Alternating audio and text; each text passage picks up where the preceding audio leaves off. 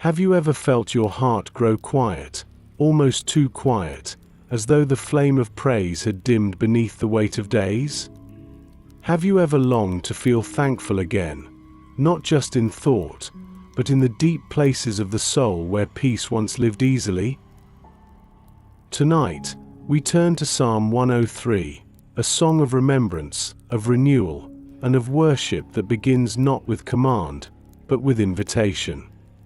It is the call of a soul waking up from heaviness to bless again. David begins with a whisper that grows into praise. Bless the Lord, O my soul, and all that is within me, bless his holy name. He does not speak to others first. He speaks to his own heart, summoning memory, stirring gratitude, reminding the weary spirit that even after long silence, praise can be reborn.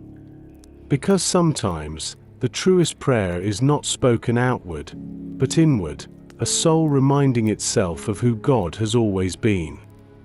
Before we journey into this gentle story of thanksgiving and mercy, take a quiet moment for yourself. Let your shoulders loosen. Let your breath lengthen. Feel the weight of the day ease off your body as the night opens softly around you. If these nightly reflections bring peace to your heart, take a moment to like this video, subscribe for more calming stories from Scripture, and share where you're listening from tonight. Your presence here makes this space warm, a circle of peace that grows with every heart that joins. Now, take a slow breath. And another. Let your heart settle. Let your thoughts drift toward gratitude, even for the smallest mercies that carried you through the day. A kind word, a steady breath, a sunset you may have missed but still occurred just for you. Imagine the psalmist, older now, sitting beside the soft glow of a lamp, harp resting on his knee. The years have been many. Victories and losses have carved deep lines in his face. He has known joy and failure, song and silence. And yet tonight, his first word is not complaint, it is blessing. Bless the Lord, O my soul. The words leave his lips like an exhale of relief, a release from the need to carry everything alone. They rise gently into the still air, weaving themselves into the quiet of evening. And as he repeats them, they begin to change him from within. Because to bless the Lord is not to give him something he lacks, it is to awaken within ourselves the awareness of all we've been given. Outside his window, the night air stirs softly. The stars shimmer over Jerusalem, ancient witnesses to his praise. Somewhere beyond the city walls, a shepherd sings to his flock, his voice drifting like incense through the cool dark. And in that simple sound, David hears the echo of creation itself blessing its maker, the same rhythm pulsing through wind and water, leaf and bird, heart and breath. He closes his eyes and lets his soul remember the moments of rescue, the mercy that met him after failure, the patience of a God who called him beloved even when he stumbled. Each memory becomes a spark, rekindling the fire of gratitude within. Forget not all his benefits, he whispers to himself. Because the soul forgets easily. But when we remember, when we name grace as grace, something inside us returns to life. He sets his harp across his knees and begins to play softly, a melody low and tender, notes spilling like oil across the quiet night. Every chord feels like a heartbeat of worship. Every word that follows feels like dawn rising in the heart. Bless the Lord, O my soul, and all that is within me, bless his holy name. It is no longer just a psalm. It is restoration. It is remembrance. It is worship rediscovered in the simple act of breathing and being loved. Now, let your own soul echo that same quiet prayer. Whisper it if you wish. Bless the Lord, O my soul. Not because the day was perfect, but because grace still was. Not because you are without sorrow, but because you are never without mercy. Let that truth rest deep in you tonight. The same God who met David in his weariness meets you now, ready to restore your peace, to remind your heart that it was made to bless.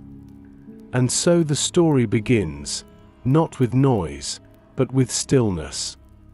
Not with striving, but with remembering.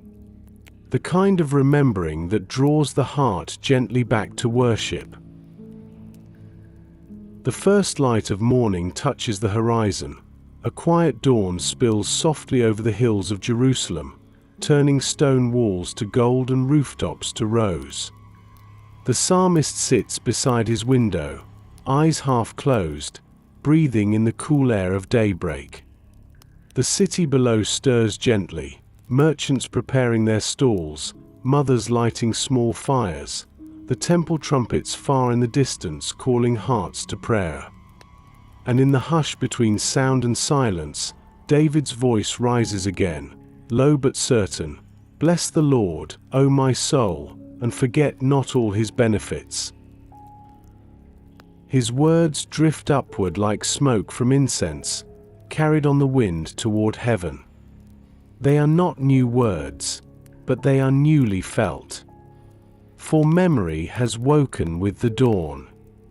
Each breath he takes pulls gratitude deeper into his chest, steady and slow, like water filling a vessel. He looks at his hands, lined and rough from years of battle and work. He remembers when those same hands once trembled, not from age, but from guilt, from grief, from the weight of mistakes that seemed unforgivable. And yet, here they are, still strong, still steady, instruments of mercy. Hands that have written psalms, built altars, played songs that still echo through the generations. Hands restored by grace. He lifts them slightly and whispers, "You have healed more than my body, Lord, you have healed my heart." Outside, the sound of the wind moves through the olive trees, soft, rhythmic, alive.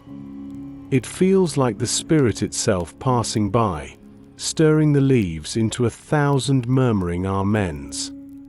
And David's soul, once heavy, begins to rise with it. This is what remembrance does. It breathes life into weary bones.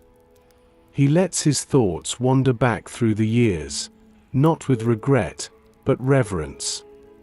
He remembers the valley where he hid from Saul, the darkness of the cave, the fear of waiting, and how even there, God sent songs into the silence. He remembers the birth of his children, the laughter of little feet running through the halls, the ache of loss that followed. And yet, through it all, mercy had remained steady. He remembers the shepherd's field, his first home, when life was simple, and his only task was to sing to the sheep and the sky. He smiles faintly. Even then, he had been learning the same lesson he carries now, that the soul must bless its Maker not only for what is given, but for what is kept. He stands and steps outside. The early sun warms his face. The air carries the scent of myrrh and morning bread. He walks toward the temple gates, each step a rhythm of remembrance. The stone beneath his feet is familiar, worn smooth by years of pilgrimage and praise. And as he walks, the refrain grows stronger inside him, echoing through every breath. Forget not, forget not. The words are not a warning, but an awakening. He knows that the heart forgets grace easily. Pain can make us blind. Comfort can make us dull.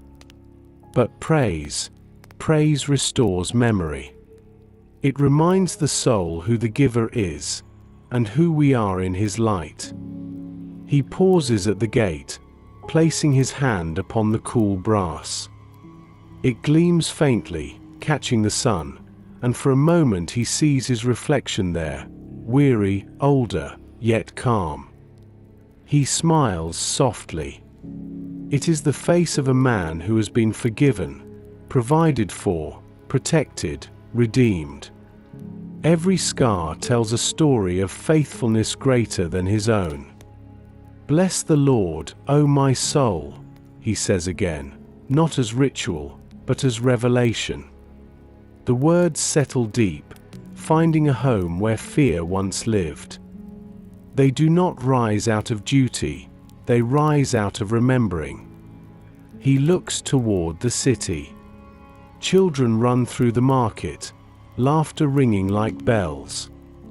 The baker kneads his dough, the potter shapes his clay, the old priest sweeps the temple floor. Each motion, ordinary, small, becomes holy when seen through remembrance. The whole world seems to breathe the same quiet blessing, each in its own way. The psalmist feels the truth forming like sunrise in his chest. To remember God's goodness is to see the world again, not as broken, but as beloved. Every morning is new mercy. Every breath is grace returning. And every grateful heart is a song heaven recognizes instantly. He closes his eyes, feeling warmth spread across his face as the sun rises fully above the city.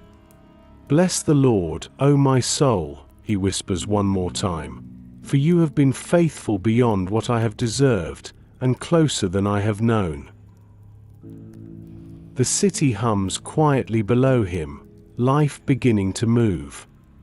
But David remains still, his heart wide awake. The psalm has begun not on parchment, but within him, in the pulse of a grateful heart. And with that, his song deepens, ready to tell the story of a God who forgives, who heals, who crowns, and who never forgets his own. The morning light grows stronger, stretching across the rooftops, spilling through open courtyards, touching the walls of Jerusalem with a golden warmth.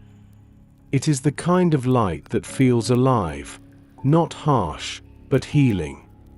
The psalmist closes his eyes and lets it rest upon his face, the warmth of it seeping deep, like sunlight into soil long starved of rain. This is the hour when his soul awakens, slowly, gently, like a flower turning toward light after too long in shadow. He feels the weight that once clung to his chest begin to ease, not because the burdens have vanished, but because mercy has made them lighter.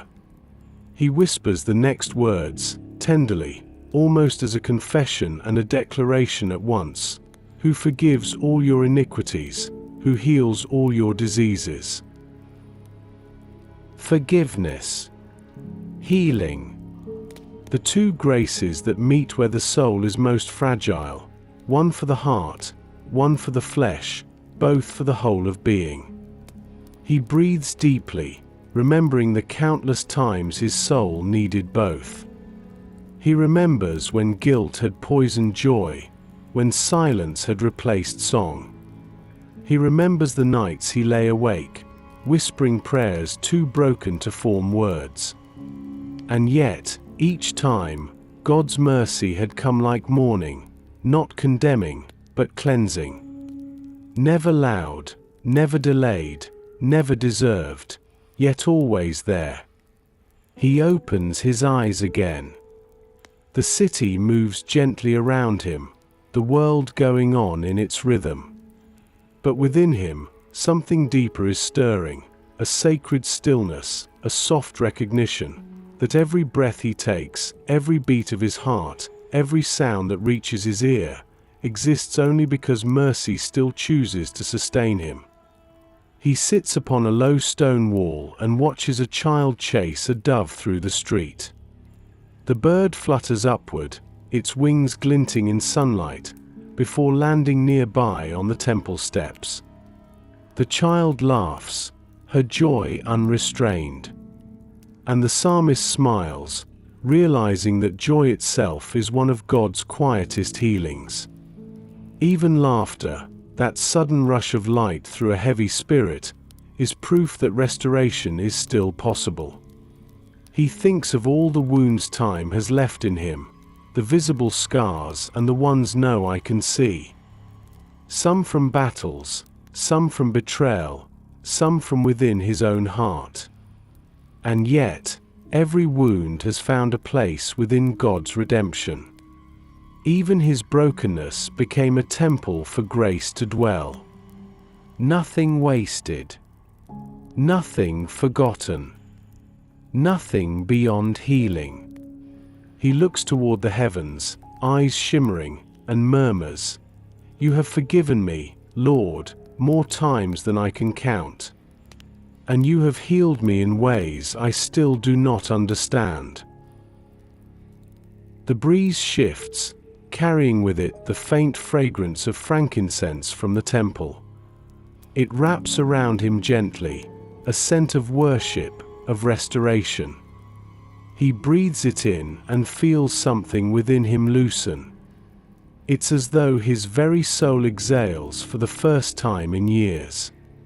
He reflects quietly, we spend so much of life trying to fix ourselves, to earn peace, to mend what's broken.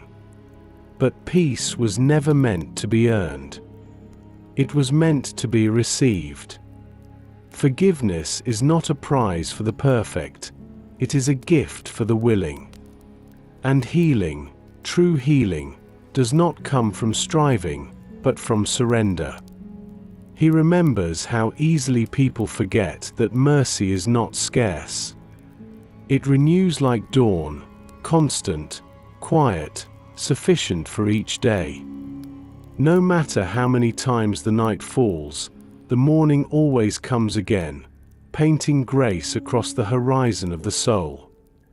He leans back, resting his hands behind him on the sun-warmed stone. His heart is steady, his mind clear. The words of the psalm pulse quietly within him, who forgives, who heals. Not who once forgave, not who might heal, but who forgives, who heals. Present, continuous, ever true.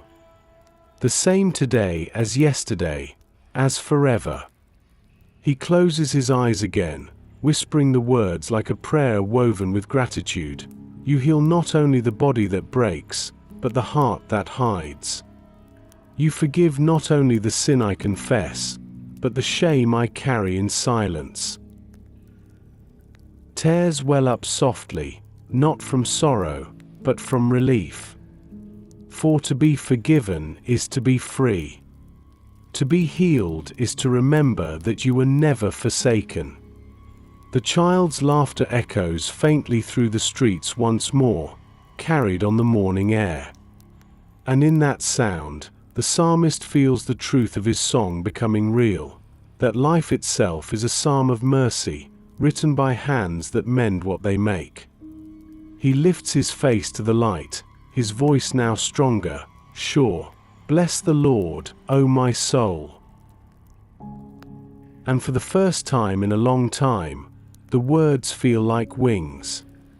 They rise, they lift, they soar, and with them, so does he. The city wakes fully now, yet within him a deeper awakening has begun, the kind that comes when the heart remembers its healer, and the soul, once weary, begins again to sing.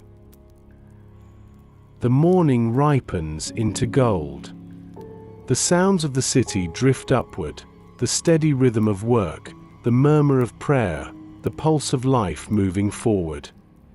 David walks slowly through the temple courtyard, the marble beneath his feet still cool from night.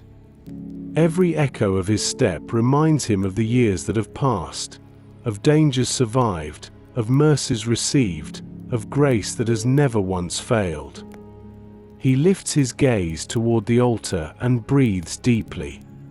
The scent of sacrifice mingles with the morning breeze, spices, smoke, the faint perfume of oil.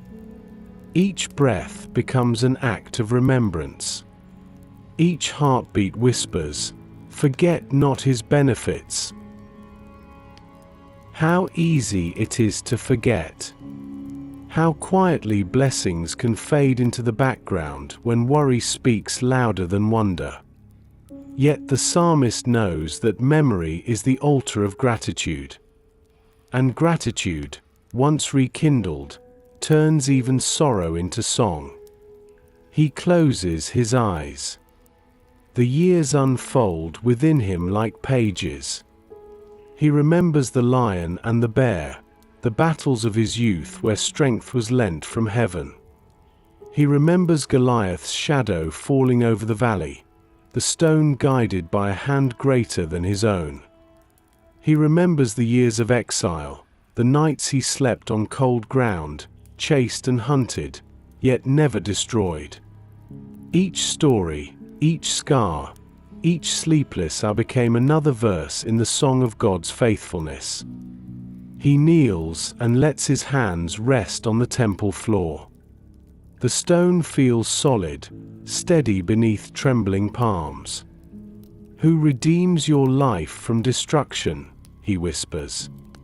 He can see it clearly now, the unseen hand that pulled him back from edges he didn't even recognize as peril. The mercies that came disguised as delay.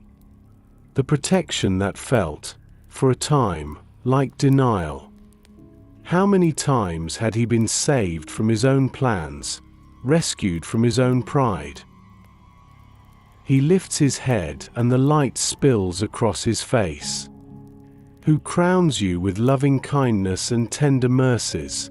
He smiles softly, a quiet amazement filling his chest. For the crown he wears now is not gold, it is grace. Not triumph, but tenderness. It is the daily reminder that God's glory rests not on thrones or titles, but on the hearts that remember him. He recalls the moment when Nathan's words pierced his spirit, when sin had found him out, and shame had wrapped around him like chains. He remembers the prayer he prayed then, "Create in me a clean heart, O God." And how the answer came, not in punishment, but in mercy. That mercy has never left. It has followed him through battle and blessing alike, through palaces and pastures, through nights of tears and mornings of new beginnings. He rises to his feet slowly, feeling the strength in his legs, the steadiness in his breath. He knows now that to forget God's benefits is to grow blind to one's own story. So he speaks his gratitude aloud, not for heaven's sake, but for his own awakening.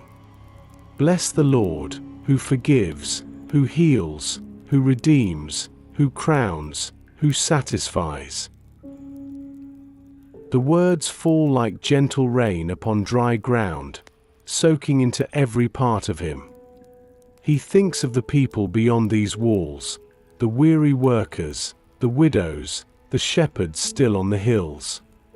How each of them carries their own story of mercy, some seen, some hidden, and how all those stories together form the great heartbeat of creation, the rhythm of grace. He steps toward the outer gate. A small bird flutters down onto the stone before him, pecking at the ground for crumbs. Its feathers catch the sunlight, a shimmer of blue and bronze. David pauses, watching it tilt its head, unafraid. "Even the sparrows are fed," he murmurs. And there it is again, the gentle reminder that the same God who tends to the smallest life has never once forgotten his own. He looks upward, his voice calm, full of quiet wonder. "My soul," he says, "remember." For remembrance is praise. And praise is the soul's awakening from sleep. Every memory of mercy becomes a song. Every song becomes a testimony. And every testimony becomes a bridge between what was and what will be. He closes his eyes once more, breathing the warm air, letting gratitude wash through him like light through stained glass. It is not a list of blessings he keeps, it is a river. Flowing, endless, clear. He can feel it moving through him now, the current of grace that has carried him all these years. Forget not his benefits, he whispers again. And in that whisper, the soul of the psalmist stands tall once more, anchored, alive, awake to every mercy that still unfolds.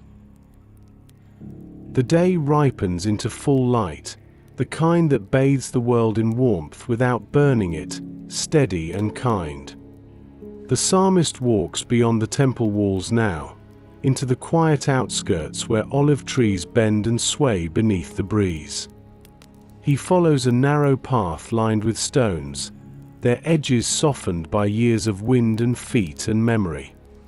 Here, in the stillness beyond the city's noise, he feels closer to the heart of what his song means. Who heals all your diseases? The words are more than poetry to him, they are history, lived and known. He can still remember the ache of fever, the trembling of weakness, the moments when his body could not rise and his soul feared its own fragility. But healing had come, not only to his flesh, but to the places deeper still, the unseen wounds of the heart that only mercy could reach. He stops beneath a great olive tree, its trunk gnarled with age, roots thick as truth itself. He places a hand upon the bark, rough and cool beneath his fingers. The tree stands as it has for generations, scarred, twisted, yet alive. Its leaves shimmer in the light, green and silver at once, whispering softly with the wind. And he realizes, even this tree bears its testimony, broken, bent, but still bearing fruit. Healing, he thinks, is not the erasure of pain. It is the transformation of it.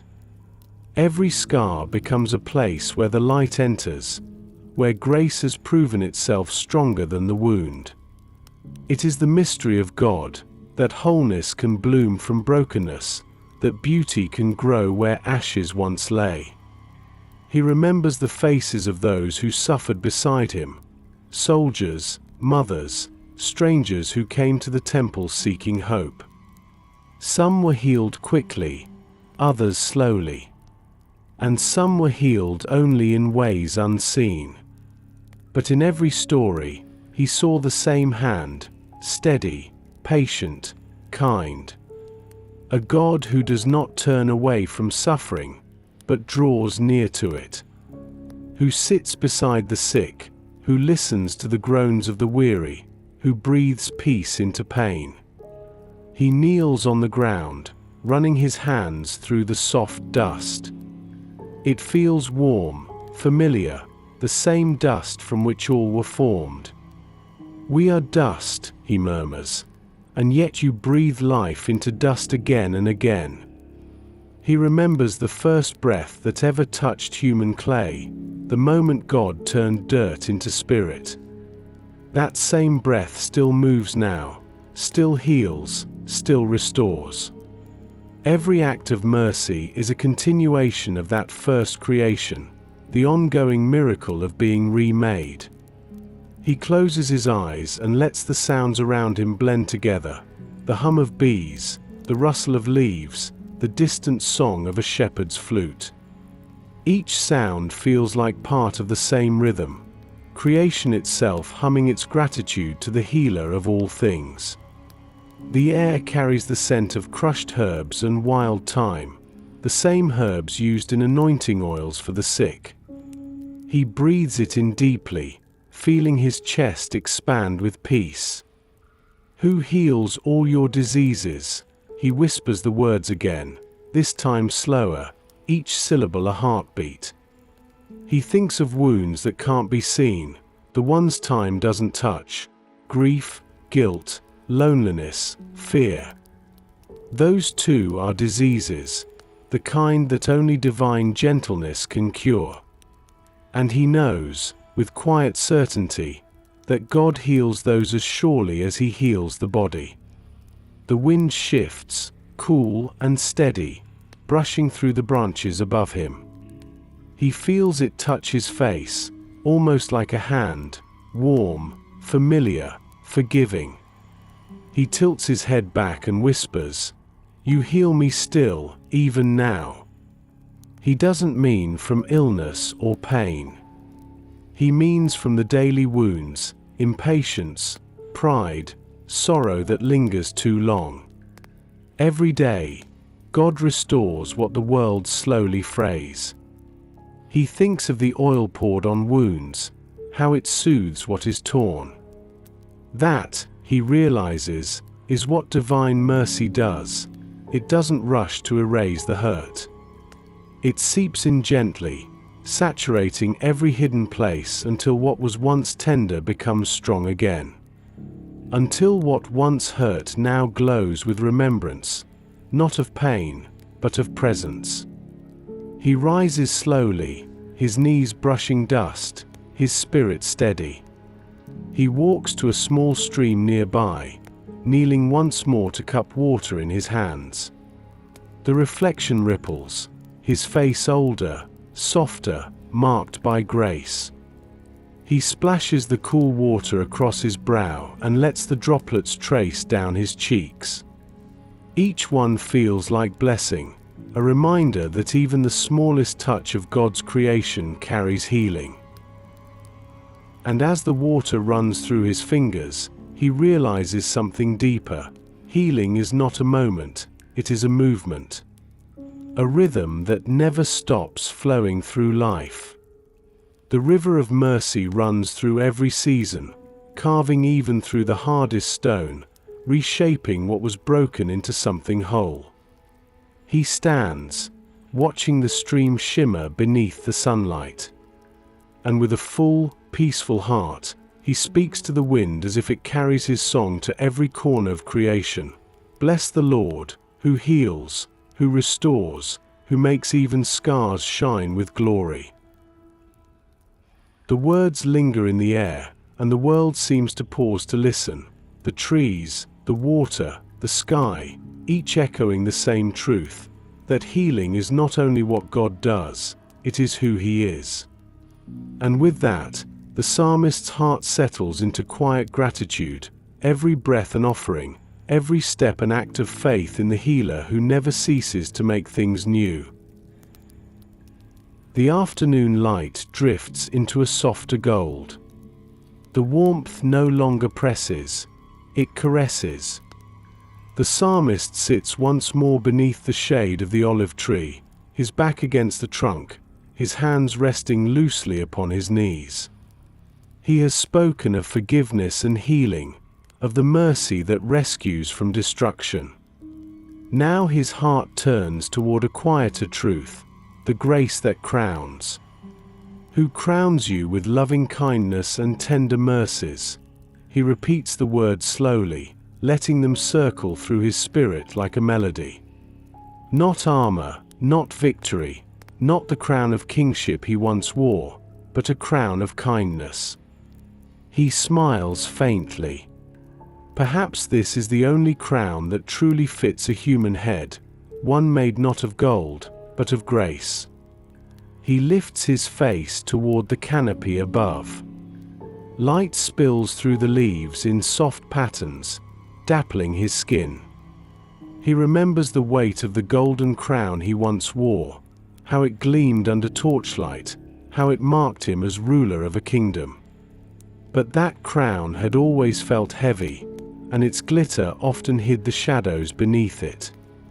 This crown, though unseen, feels different, lighter, enduring, eternal. It does not press upon the brow, it settles within the soul. He whispers, "Your mercy, Lord, is the only crown that lasts." He remembers the moments when he had been stripped of every worldly sign of honor, when betrayal, loss, or shame had left him bare before his own weakness. Yet even then, he had not been uncovered in the eyes of heaven. The Lord had placed something upon him, unseen by men, unearned by deeds, the quiet radiance of mercy. That is what crowns him still. He lets his eyes close and listens to the hum of life around him. Bees among the flowers, the distant bleating of sheep, the rustle of leaves above. Each sound feels holy, a chorus of ordinary praise. He wonders if creation, too, wears this same invisible crown, the daily kindness of God resting gently upon all things. Perhaps the breeze itself is mercy in motion, touching every living thing with equal grace. He opens his eyes again. The world seems drenched in tenderness, as though the light itself was softer now, touched by compassion. He looks down at his hands, lined and worn, and realizes that mercy has been his companion all along, not as a guest who comes and goes, but as a constant friend walking beside him through every season. He has failed, he has fallen, he has forgotten, yet mercy has never withdrawn. He murmurs softly, "You crown me not because I am worthy, but because you are love." He remembers the shepherd boy he once was, crowned only by starlight and the scent of sheep. Even then, before anyone knew his name, grace was already circling him, invisible, unbreakable, sure. Now, as an old man, he feels that same circle still, a gentle glory that neither time nor failure can remove. He runs his hand through the dust at his feet and lets the grains fall slowly, shining faintly in the sun. So much of life slips away this way, quickly, silently. But mercy does not fade. Mercy endures. Mercy, not power, is the mark of divine royalty. And those who wear it are the true children of the King. He leans back again, looking toward the far horizon. The sky there is pale blue, streaked with light, a reminder that the day still holds hours yet to come. He feels no rush. He has learned that time moves differently for those who live in gratitude. The soul, unhurried by ambition, moves closer to heaven. He recalls the moments when he thought love had run out, when prayers went unanswered, when silence stretched long. Yet even then, a small tenderness had always found him. A kind word. A moment of peace. A forgiveness offered by another.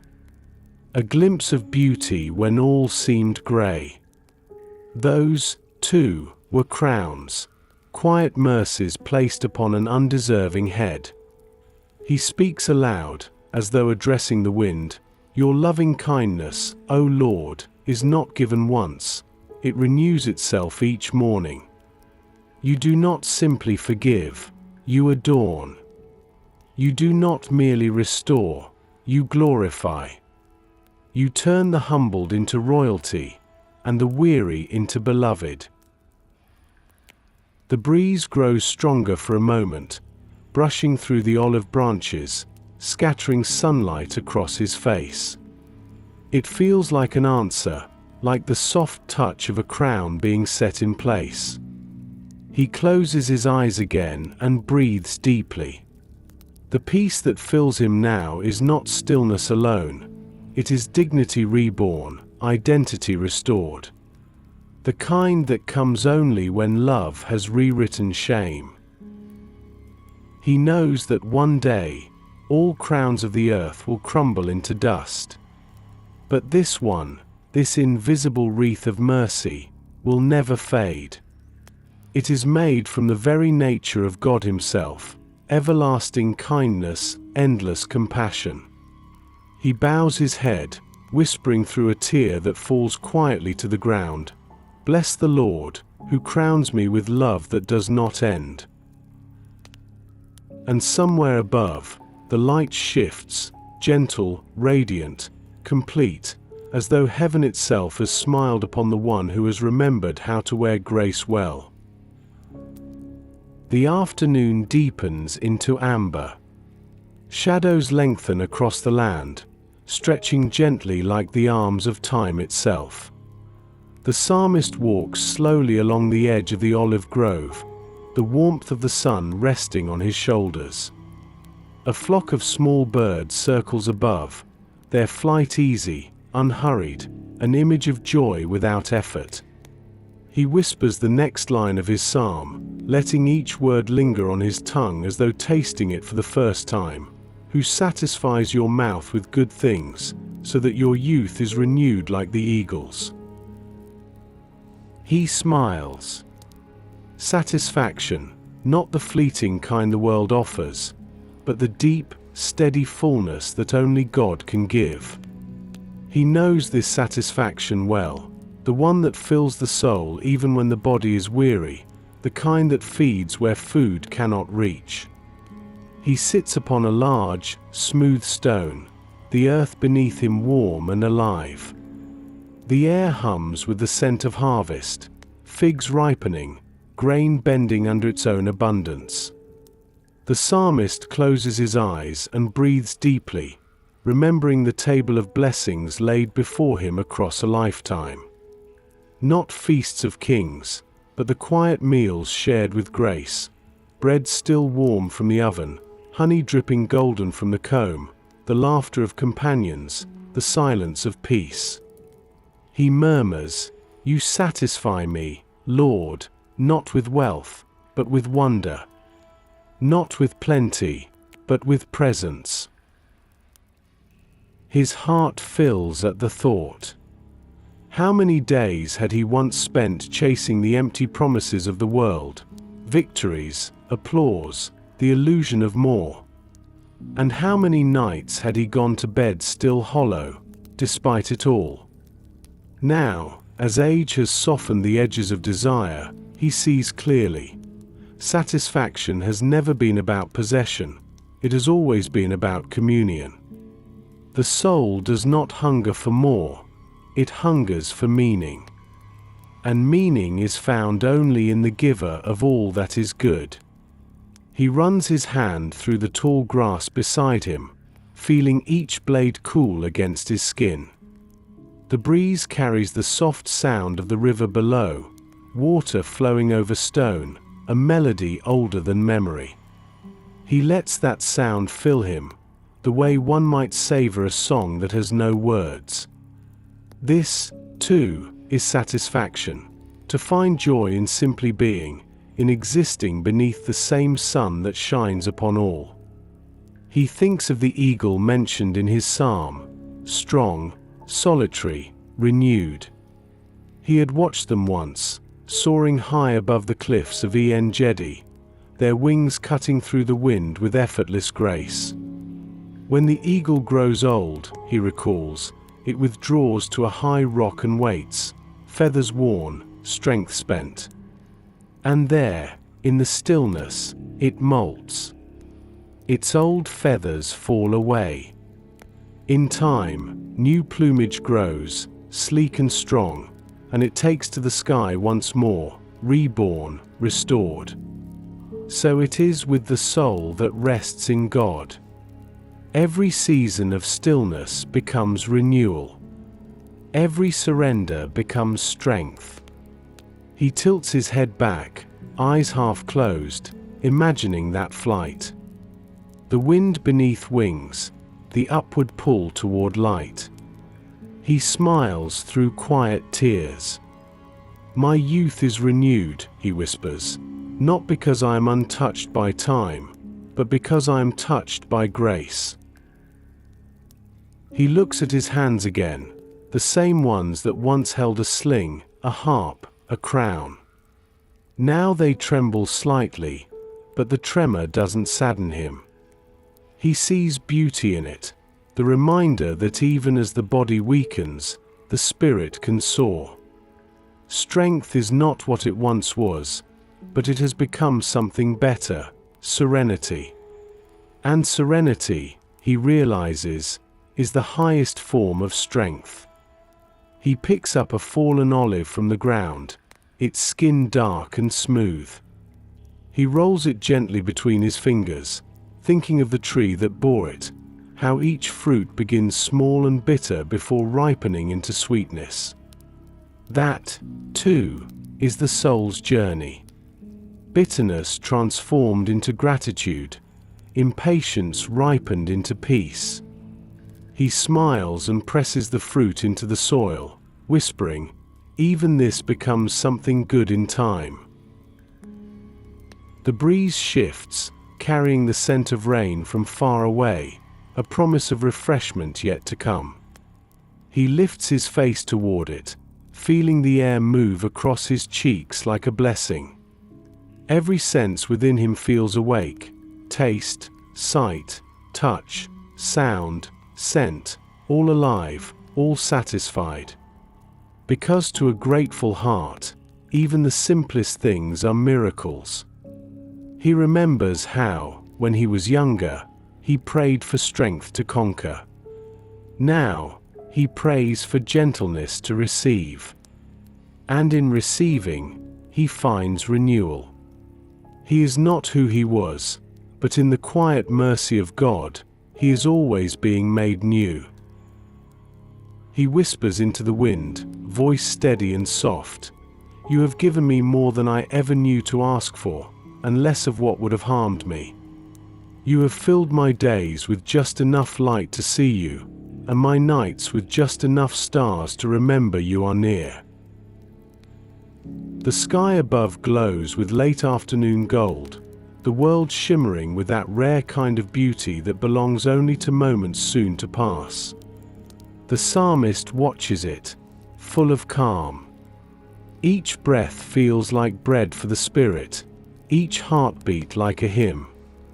"Bless the Lord, O my soul," he says again, the words warm as sunlight, steady as prayer. "For you satisfy me with good things, not because I deserve them, but because you are good."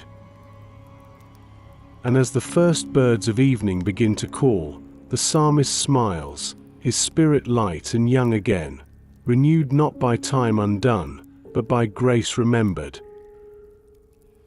The day tilts toward evening. The sunlight softens into amber, pouring gently over the hills and rooftops, touching everything with a golden hush. David stands once more near the temple wall, the shadows of the pillars stretching long across the courtyard. He gazes out toward the city gates, where travelers enter carrying their burdens. Men weary from labor, women balancing baskets of bread, children trailing behind, dust clinging to their feet. He watches them quietly, the rhythm of life unfolding in the streets. There is something deeply sacred in the ordinary, the steady coming and going of people, the pulse of breath and need and gratitude. And in this motion, he sees the heart of God at work, not distant, not detached, but moving among the humble and the broken. The psalm's next words rise within him like a tide: "The Lord executes righteousness and justice for all who are oppressed." He repeats them slowly, letting each syllable fall into the still air. Righteousness, justice. These are not the heavy words of courts and decrees, not to him. To David, they are words of mercy in motion. God's justice, he knows now, is not the cold scale of human law. It is the steady hand that lifts the fallen, the fierce love that defends the unseen. He remembers his own years of hiding, hunted, misunderstood, running through wilderness and shadow. He remembers the caves where he slept, the silence of being unseen, unheard, nearly forgotten. And yet, even there, God's justice had not abandoned him. The Lord had vindicated, but gently, not with vengeance, but with truth. In time, what was wronged was made right. Not through force, but through faithfulness. He looks toward the poor gathered near the temple gates, beggars leaning against the walls, eyes weary but watchful. He had walked among them many times, sometimes as king, sometimes as equal. He knows now that the presence of the poor is not a blemish upon the city, it is its conscience. Through their hunger, the Lord teaches compassion. Through their waiting, He reveals His justice. And through their faith, even in lack, He shows what trust really looks like. He whispers to Himself, "Your righteousness, O Lord, is not swift like the sword, it is steady like the sunrise. You bring justice not by striking down, but by lifting up." A breeze moves through the courtyard, carrying the scent of evening oil lamps being lit, olive and myrrh. It mingles with the faint music of a harp somewhere nearby, its notes slow, tender, aching with beauty. David closes his eyes and listens. Every note feels like a prayer, not of demand, but of remembrance. The justice of God, he thinks, is like music. It may move slowly, but it never misses its rhythm. Every chord resolves in time. He opens his eyes again and sees a young boy kneeling beside an old blind man, guiding his hands toward a cup of water. The boy says nothing. He simply serves. And in that small act, unnoticed by most, David sees the kingdom of heaven alive and near. That is justice. That is righteousness. Not thunder, but tenderness. Not noise, but nearness. He thinks of how many times he prayed for justice, and how often it came, not in triumph, but in mercy. Justice, he has learned, is not always the setting right of circumstance. Sometimes it is the setting right of the heart. Sometimes the most righteous thing God can do is change us, not the world around us. He walks closer to the gate, where a beggar lifts his hands for bread. David reaches into his cloak and offers what he has, a small loaf, still warm. The man takes it with shaking fingers, eyes wide with surprise. "May the Lord bless you," the man whispers. David smiles softly. "He already has," he says, and turns away, heart full. As he walks, he prays quietly, not as a king issuing commands, but as a servant seeking alignment with the will that holds the stars in their places. "Teach me, Lord, to love as you love, to defend, to forgive, to lift, to see. Let my hands carry your justice, not my pride." The evening deepens. The sound of temple songs drifts through the air, voices rising in harmony, praising the Lord who rules not only in heaven, but in hearts. David stands still, letting the music wash through him like river water. He feels the words of his psalm becoming flesh in him, lived, not just spoken. He whispers to the gathering dusk, "You do not forget the oppressed, O Lord. You are near to the broken-hearted. You bind the wounds of those the world overlooks." The first stars begin to appear, one by one, above the rooftops, small lights breaking through the dark. And in them, David sees the symbol of God's justice again, quiet, faithful, certain. Each light shining where it was meant to be, each star set in perfect order by the same hand that orders the hearts of men. He breathes deeply, peace filling him like evening air. The song within him grows softer, yet surer. Bless the Lord, who rules with mercy, who clothes his power in compassion, who satisfies even the forgotten with the bread of righteousness. The temple bells ring in the distance, marking the final hour before night. David turns toward the sound, his heart steady, his eyes alight. The day of reflection draws to a close, but the truth remains radiant. The God who forgives, heals, redeems, and crowns is also the God who restores justice through love.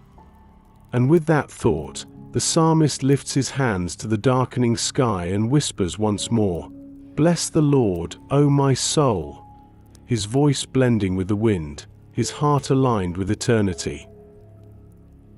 The stars awaken one by one, glittering softly above the quiet hills. The temple lights flicker in the distance, small flames swaying in rhythm with the night wind. The psalmist stands just outside the city gate, where the world grows still and the only sound is the gentle rustle of the olive trees. The day has taught him much: forgiveness, healing, justice. But now, in this calm darkness, he turns toward the deepest truth of all, the heart of God himself. He breathes the next words of his psalm, almost like a prayer drifting upward into the night. The Lord is merciful and gracious, slow to anger, and abounding in steadfast love. He repeats them slowly, as if each phrase were a heartbeat, steady, tender, alive. Merciful, gracious, slow to anger, abounding in love. The words roll gently through him like waves against the shore, washing away the remnants of fear and guilt. For this is who God is, not distant judge, but patient father, not cold ruler, but steady friend. He thinks of how often he has failed, how many times pride or haste or sorrow clouded his sight. And yet, mercy was always there, waiting, constant, unoffended by weakness. He remembers the moments when he expected wrath, and found compassion instead. When he deserved silence, and was met with song. When he fell short again and again, and grace still reached down, saying, "Rise." He sits upon a stone, folding his cloak around his shoulders as the air cools. Above him, the sky stretches endless, stars scattered like promises across the heavens. He remembers another night, long ago, when he looked at these same stars as a shepherd boy, dreaming beneath the same open sky. Back then, he saw only wonder.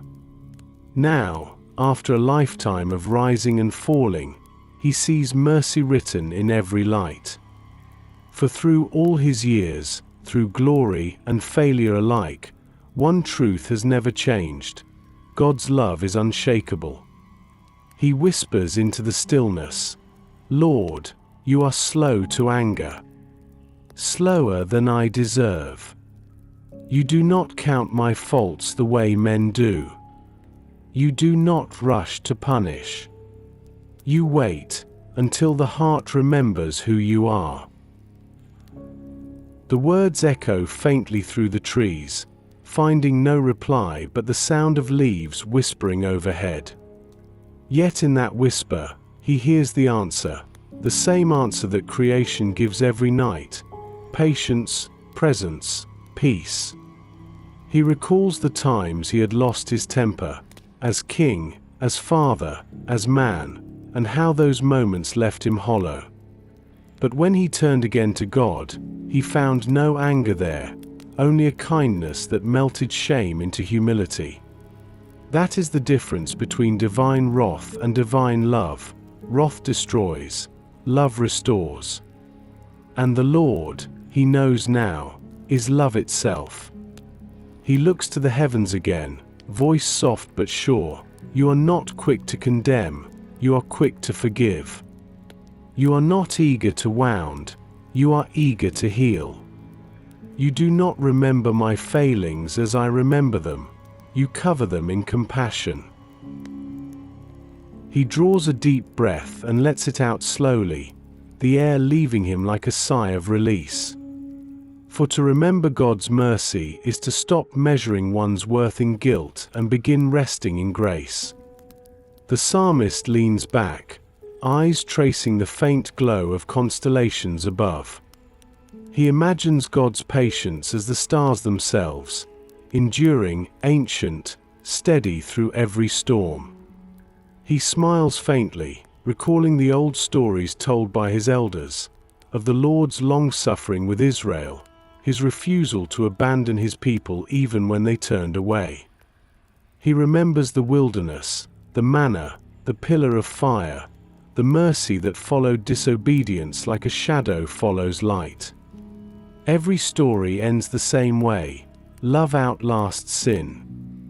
Grace outpaces anger. Mercy outshines judgment. He whispers, abounding in steadfast love, and pauses, the words filling his mouth like sweetness. Abounding. Not sparing. Not conditional.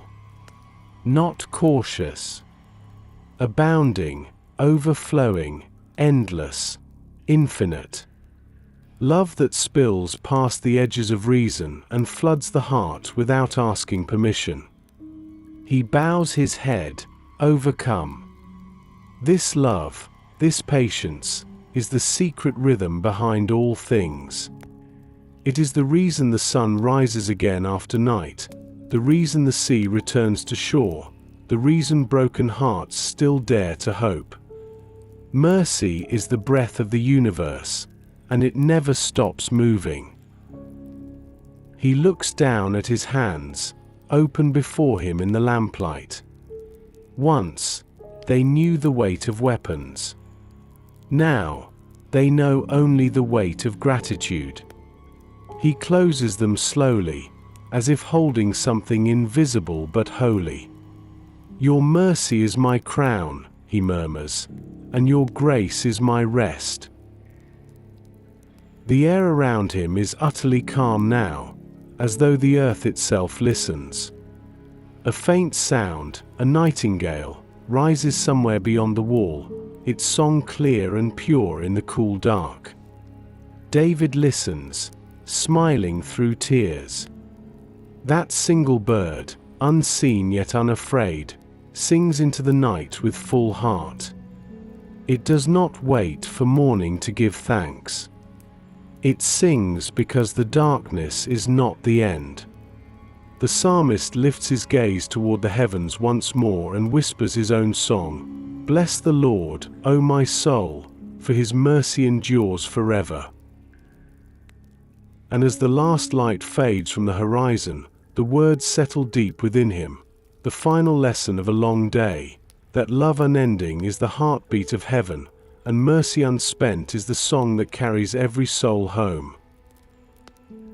The night deepens into stillness. The air cools, carrying with it the quiet sigh of olive leaves shifting under the moonlight.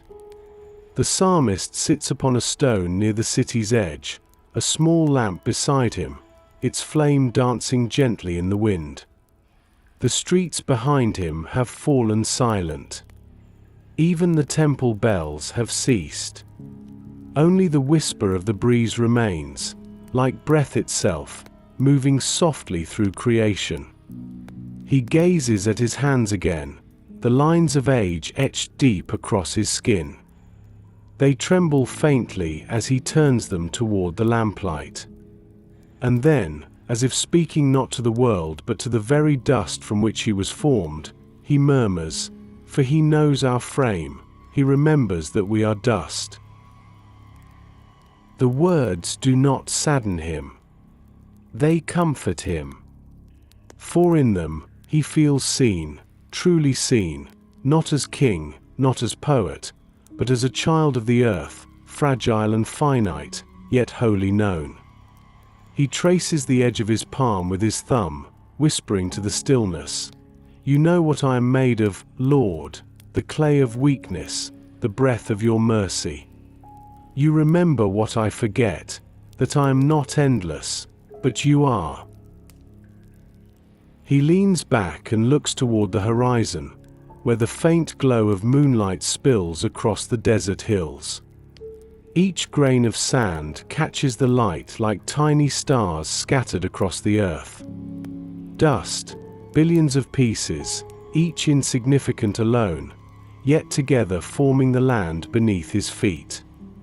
He smiles faintly.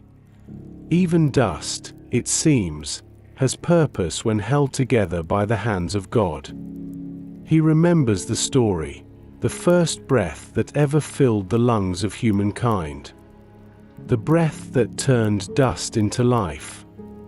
And he marvels that the same God who shaped the first man from earth still remembers every particle of his creation, not with pity, but with tenderness. He thinks of the times he demanded strength from himself, times he refused to rest, refused to forgive his own frailty. He thinks of the weariness that followed, of how quickly human pride crumbles beneath the weight of its own expectations. And yet, each time he broke, the Lord had not condemned him. Each time he failed, the Lord had lifted him gently, as one gathers scattered ashes and shapes them again into something whole. He closes his eyes and feels the wind against his face, cool, deliberate, alive. It brushes the dust from his cloak, and he thinks, even this wind knows its creator. It moves because he tells it to move. It rests because he tells it to rest. And if the wind obeys, why not the soul? He whispers into the night, "You remember that we are dust, but you treat us as beloved."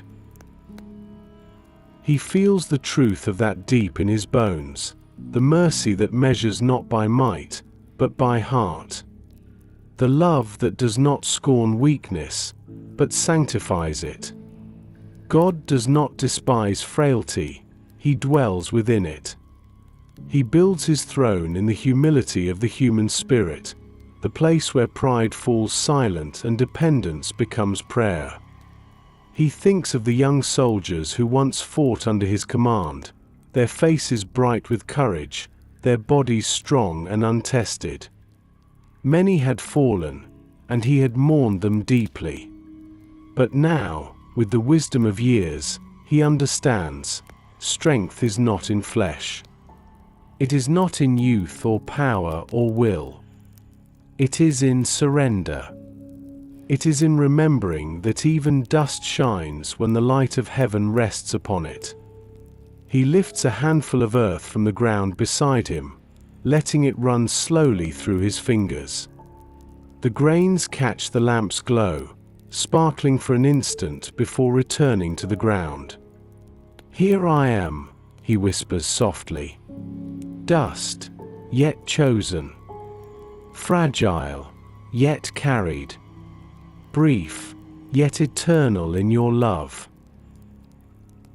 He thinks of how often men forget their nature, how easily they believe themselves to be unbreakable, immortal, self-sustained, and how gently the Lord reminds them, not with cruelty, but with compassion. Through time, through change, through age, every wrinkle, every weakness is not punishment, but invitation. An invitation to remember dependence. To remember the breath that still moves within. He gazes toward the stars once more. They shine vast and endless, and yet, he feels no smallness in comparison. Because to be small in the sight of God is not to be forgotten, it is to be held. The one who flung galaxies into motion still bends low enough to count every hair upon his head. He is known. And that knowing is his peace. The flame of his lamp flickers, bending with the wind, then steadies again. He watches it carefully, a smile touching his lips. Even this small light, fragile, wavering, continues to burn because the oil beneath it is enough. so too, the soul endures because grace sustains it. Not by its own strength, but by constant supply. He bows his head, voice low and trembling with wonder. You know what I am, Lord, and still you love me. You remember my dust, and call it divine. A tear slips quietly down his cheek, glistening like dew in the lamplight. It falls to the earth, merging with the soil beneath him. And in that small, sacred moment, he feels eternity touch mortality, heaven meeting dust in mercy once again. He whispers the words that have become his lullaby. Bless the Lord, O my soul, for even my frailty is known and cherished by him. And as the night deepens, the psalmist rests his head against the earth from which he came, not in sorrow, but in serenity.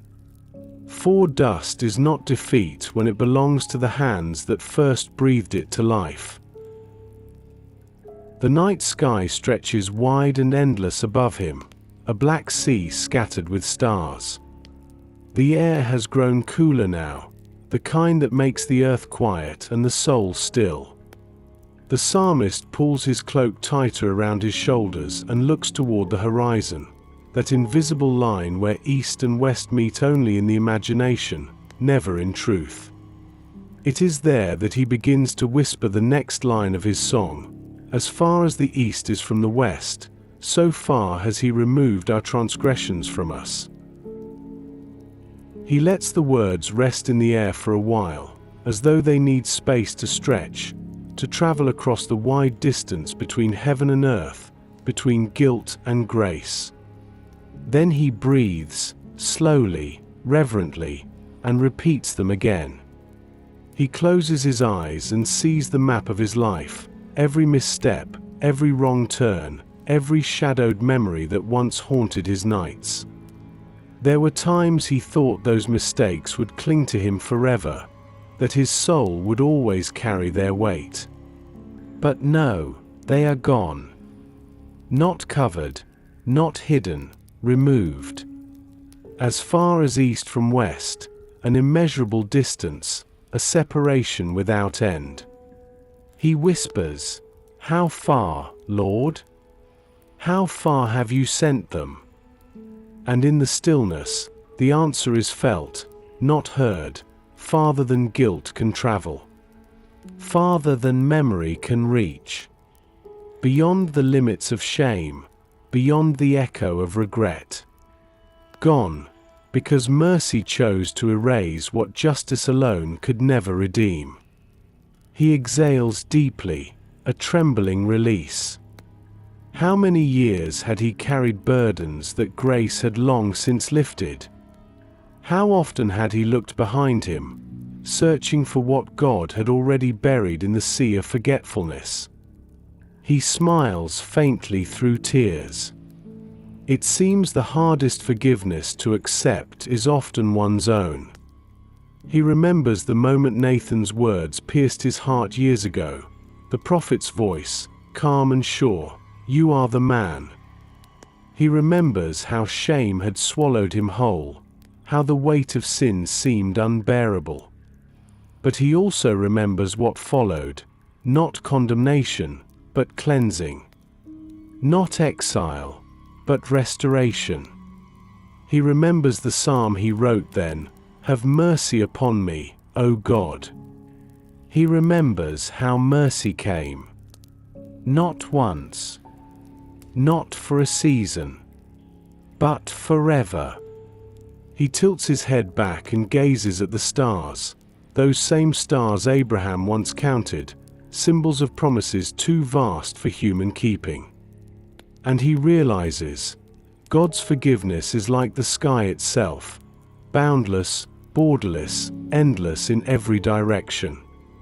The east never meets the west, just as forgiven sin never finds its way back. Once grace has spoken, the past loses its power to accuse. He murmurs softly, "You do not leave fragments of guilt, Lord. You do not keep reminders of failure. You take the whole of it, the stain, the story, the sorrow, and you cast it into eternity's horizon, never to return. He feels the wind pick up slightly, a cool, steady current brushing across his face. He imagines it as the breath of God, sweeping away the remnants of his regret, carrying them farther, farther still, until they dissolve into the unseen. He opens his hands slowly, palms upward. "Here," he whispers, "is everything I once held too tightly, every sin, every scar, every shadow." He closes his eyes as if releasing invisible stones into the wind. The air moves gently through his fingers, and in that motion, he feels freedom. Lightness. Peace. The psalmist thinks of the people who live burdened, those who think forgiveness must be earned, that love has limits, that grace grows weary. He wishes he could tell them what he knows now, that there is no corner of the earth beyond reach, no distance grace cannot cross, no heart too stained to be made pure again. He imagines the horizon again, east to west, endless and unmeasurable. In that space between, mercy reigns. Forgiveness is not a moment, but an expanse, a new sky under which the soul may finally breathe. He smiles faintly. "You do not simply forgive," he says, "you remove. You do not simply pardon, you part the sea between me and my sin. You make no path for it to return." He looks toward the east, where morning will one day rise again, and toward the west, where the sun has long since set. Both directions belong to God, the beginning and the end, and everything in between. And somewhere in that infinite distance lies the truth, that no past is too heavy, no mistake too vast, no darkness too deep for light to reach. He bows his head, the corners of his mouth trembling between sorrow and awe. How strange, he thinks, that the human heart remembers what heaven forgets. But perhaps that is the journey, to learn to forget as God does, not by erasing memory, but by replacing it with mercy. The night grows quieter still. The stars seem brighter now, or perhaps his eyes are simply clearer. He can almost feel heaven smiling above him, not as a judge, but as a father watching a child finally rest. He whispers, his voice thin but steady, "Bless the Lord, O my soul, who forgives and forgets with perfect love." And as the breeze moves through the trees around him, the leaves seem to echo back softly, 1,000 tiny amens carried upon the wind, traveling east to west, forever without return. The night deepens into velvet calm. The stars seem closer now, their light gentle and steady like eyes watching with tenderness. A hush settles over the earth, not silence, but the soft quiet of understanding. David sits with his cloak wrapped close, feeling the cool breath of midnight on his face. Every sound has grown hushed, the murmur of wind through olive branches, the distant bleat of a lamb, the slow rhythm of his own heart. He knows this verse is not merely truth, it is memory. As a father has compassion for his children, so the Lord has compassion for those who fear him. He whispers the words aloud, the sound nearly blending into the night. They are not written in ink for him, they are carved in his spirit, learned through years of falling and being lifted again, of losing and being found. He knows what it means to be both a son and a father. He knows the ache of watching a child stray, and the joy of seeing them return. He knows that love is both wound and balm, both sorrow and blessing, and that compassion is what makes both bearable. He closes his eyes, and his thoughts drift to Absalom, the son whose rebellion tore his heart in two. He sees again the gates of Jerusalem, the banners raised against him, the long nights of prayer and grief. And he remembers the cry that escaped his soul when news came of Absalom's death, that raw, broken plea, "Oh, my son Absalom, my son Absalom. Would that I had died instead of you." He still feels that ache sometimes, buried deep beneath the years. But tonight, as he sits in the quiet, he begins to understand something he could not grasp then. That the pain he felt for his son was not wasted, it was a mirror. A reflection of the father's own heart toward his children.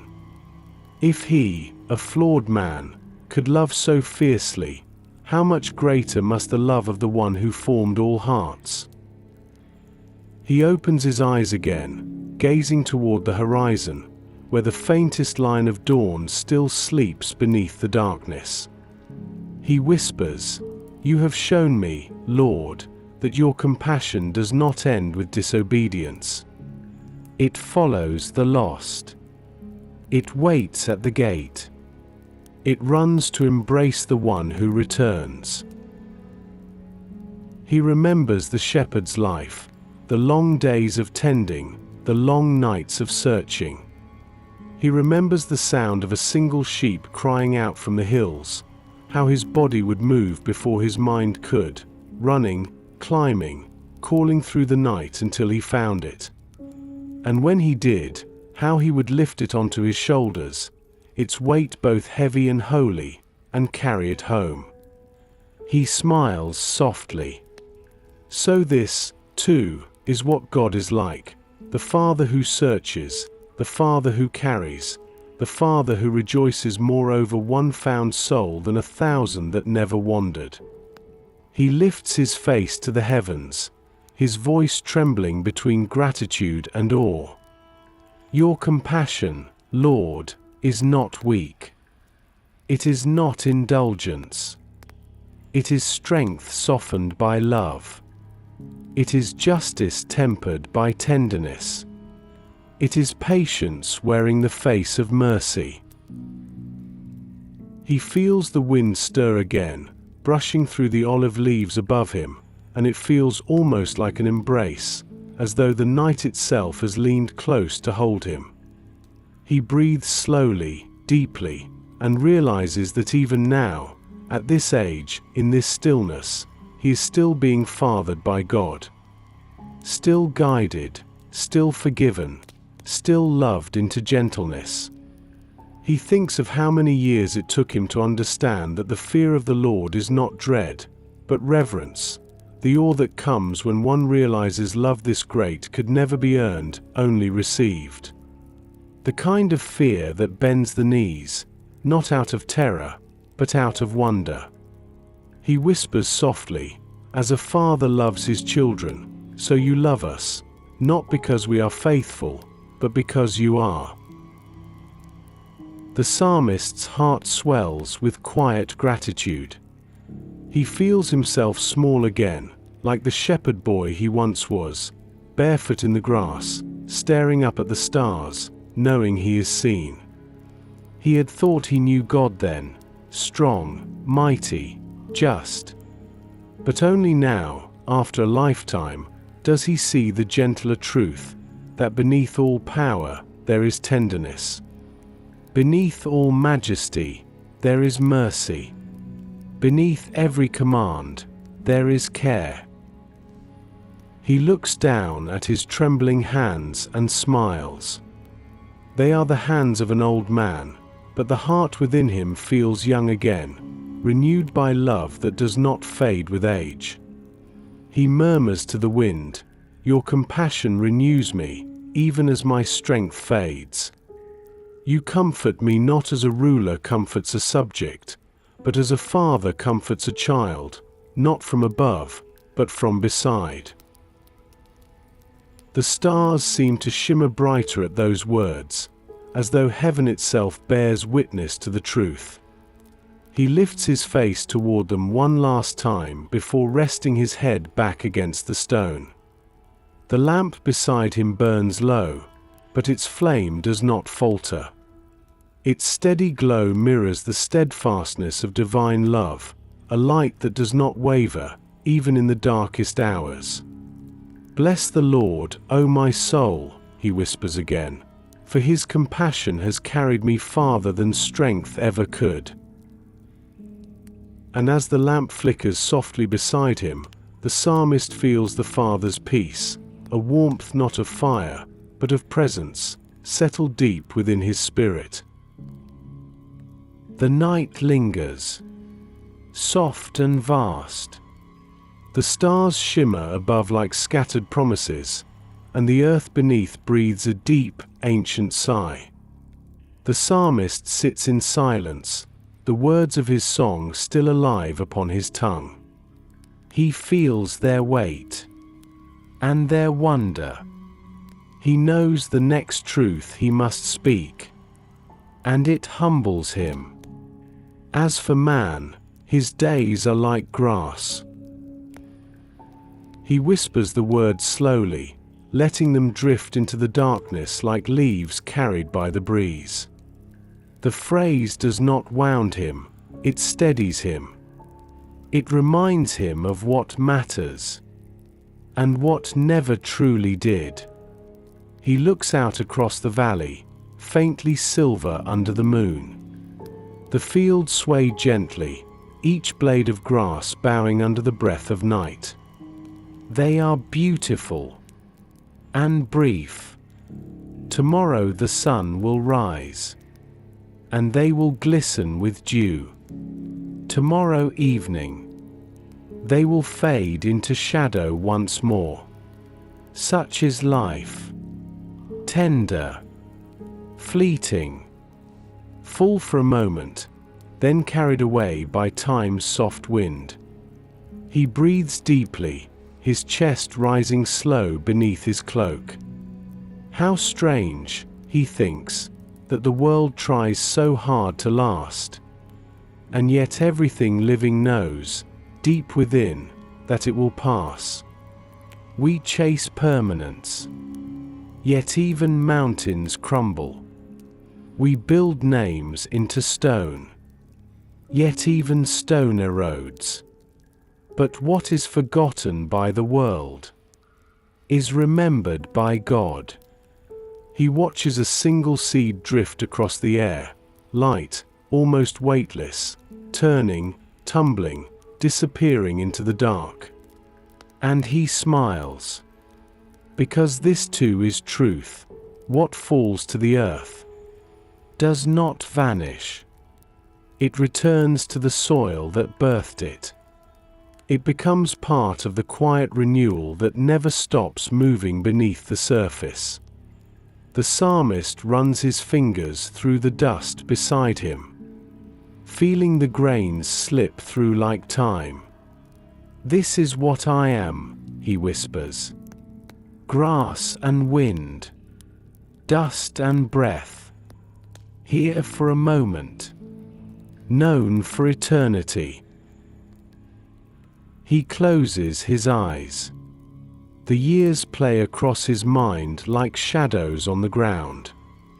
Youth, battles, laughter, tears, crowned glory, quiet failure.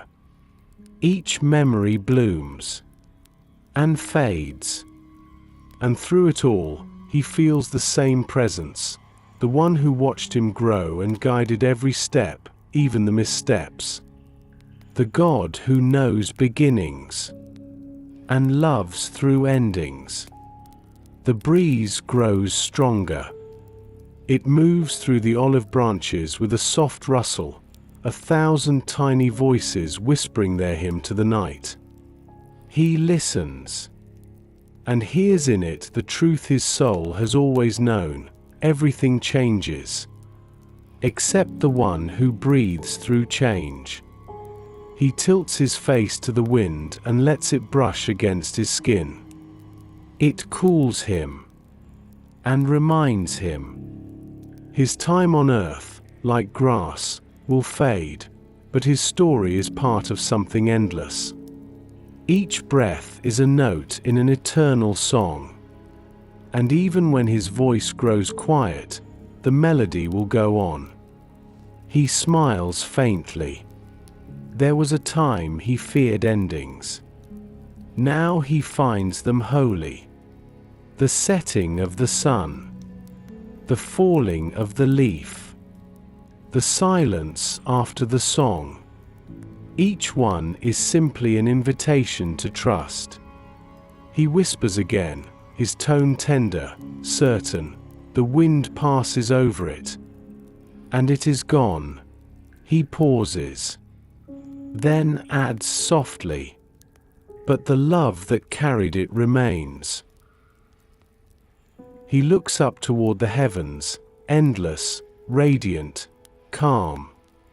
If life is grass, then heaven is the soil where roots never die. If man fades, then God remembers. And if the wind takes what was, the spirit returns what will be. He breathes the night air once more, slow, steady, full of reverence. He feels small, yet deeply known. His smallness no longer feels fragile. It feels sacred. Because to be fleeting in a world sustained by eternal love is not loss. It is belonging. Bless the Lord, O my soul, he murmurs, his voice barely a whisper now. For even my brevity is held by his eternity. The stars shimmer above him like candles in God's hand. The grass at his feet sways in rhythm with his words. And the wind carries his prayer gently away, not lost, but planted, to rise again in another dawn. The wind stills. The stars hold their places. And for a long, quiet moment, the psalmist simply sits beneath the heavens, small before their vastness, yet unafraid. He has spoken of life's brevity, of grass and fading breath. And now, his spirit turns toward what never fades. He closes his eyes and breathes in deeply. The air tastes cool, clean, eternal.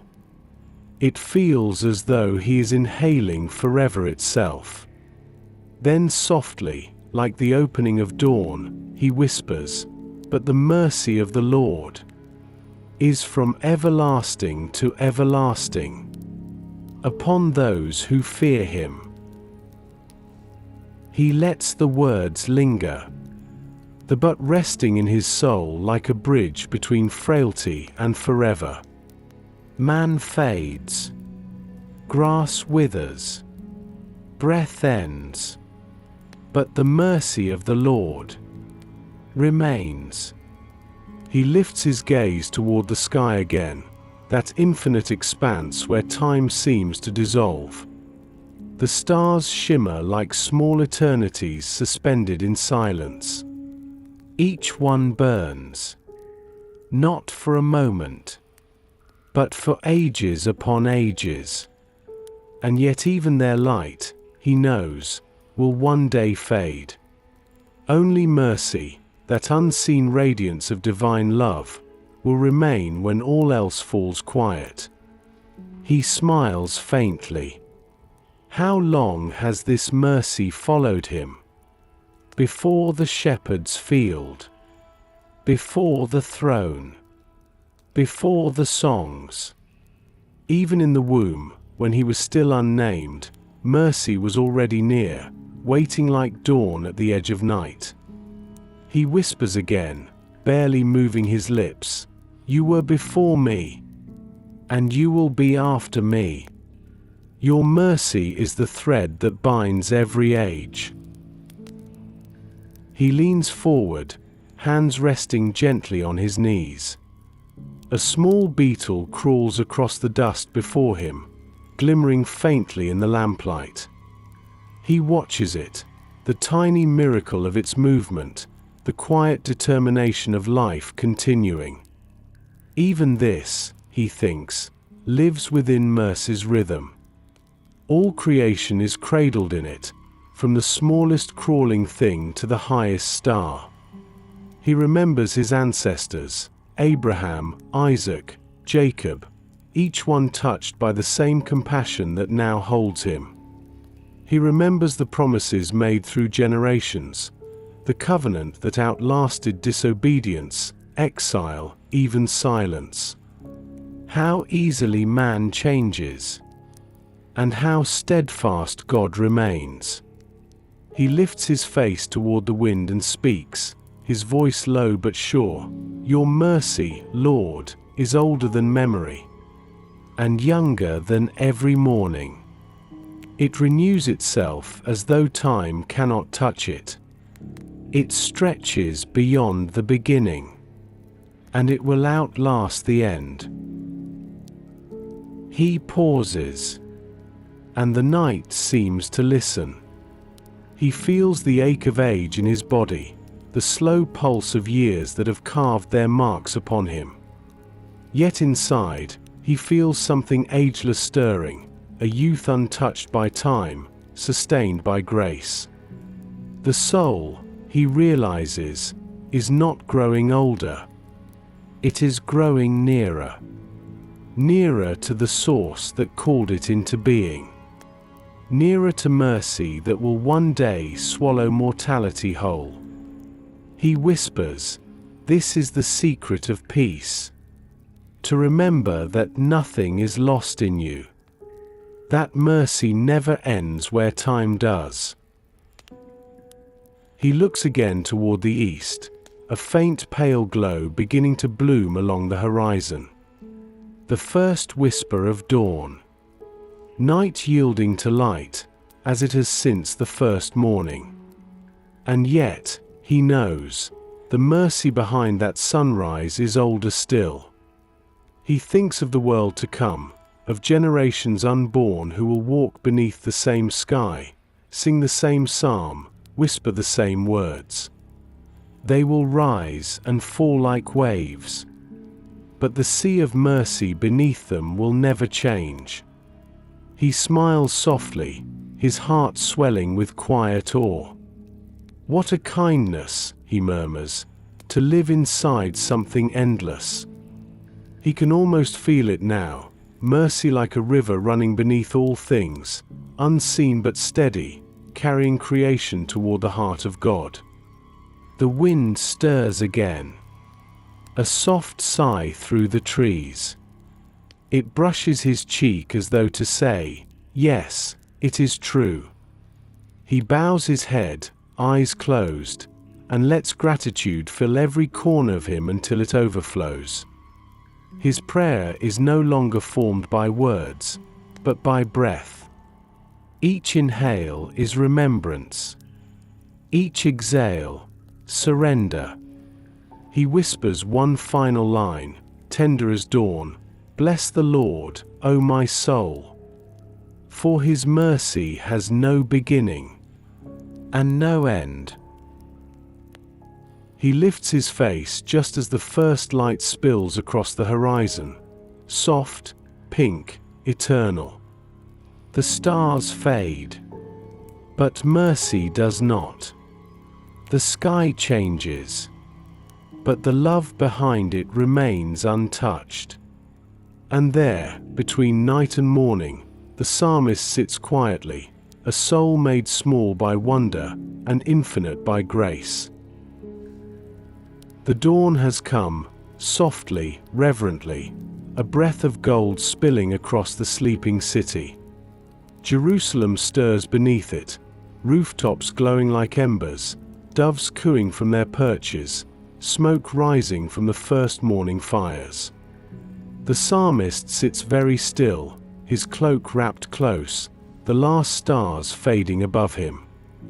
He feels the night retreating from his shoulders, and something holy taking its place. He lifts his eyes toward the east, and whispers the next verse, letting it unfold like a sunrise within his heart. The Lord has established his throne in the heavens, and his kingdom rules over all. The words move through him slowly, each one steady as breath, each one a reminder that peace is not built upon earth, it descends from above. He watches the light pour over the hills, touching temple stone, the tops of cedars, the river's edge. Everything the eye can see is being shaped by something unseen, the slow, patient governance of a God whose rule has never faltered. Empires rise, kings fall, crowns tarnish and crumble, but his throne remains. The psalmist bows his head and breathes deeply. He has known power. He once sat on a throne of his own. He remembers the sound of trumpets, the weight of a crown, the roar of the crowd. Yet none of that felt as solid as this morning light. Human rule is borrowed. Divine rule is born of eternity. He murmurs, "You reign, Lord, not from towers or armies, but from mercy. You rule not through force, but through faithfulness. The heavens are your dwelling, but your kingdom moves through every heart that listens." He tilts his face upward, the warmth of dawn soft upon his skin. He imagines the throne, not a seat of stone or fire, but light itself. A radiance beyond comprehension, a presence that fills all things, yet breaks nothing in its gentleness. He whispers, "Your kingdom rules over all," and his gaze drifts toward the city, the busy market, the shepherds at the gate, the birds crossing the sky. Every breath, every motion, every heartbeat lives beneath that quiet sovereignty. Even the smallest leaf turning in the breeze bends beneath the law of love. He feels a tear rise, not of sadness, but of surrender. All striving, all control, seems small beneath such order. How often had he tried to rule his own life, to govern his path, to fix, to force, to plan? And how gently had God undone each of those efforts, not to shame him, but to lead him into trust. He smiles faintly, whispering to himself, "The heavens rule, even when the earth forgets." A bird calls nearby, its song simple, pure. It does not question the wind, it rides it. It does not fear the distance, it trusts the air.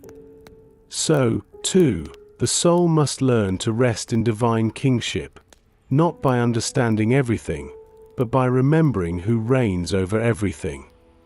He looks toward the sky again. The clouds drift like veils of gold, moving with grace no man could choreograph. They go where they are sent, and disappear when their work is done.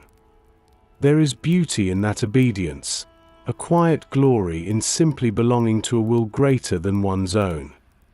He whispers again, this time slower, "Your throne is established in the heavens," and then, after a long pause, "And your kingdom rules over all."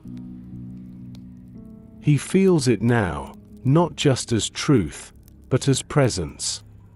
Every sound, every shift of light, every breath seems filled with it. God's rule is not distant, it is intimate. He does not reign from afar, he reigns within.